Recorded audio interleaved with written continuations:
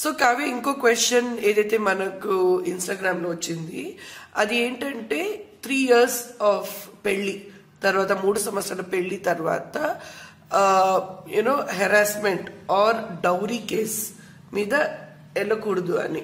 Is it true or no?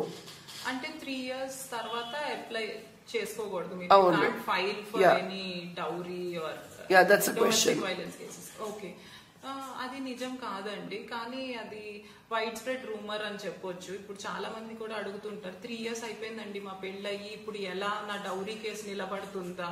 నిజంగానే నేను harassment కి గురయ్యాను, బట్ 3 years టైం లిమిట్ ఉంటే మరి ఎలా నేను ఫైల్ చేయగలుగుతానా లేదా? నా మ్యారేజ్ అయ్యి 5 years అయింది.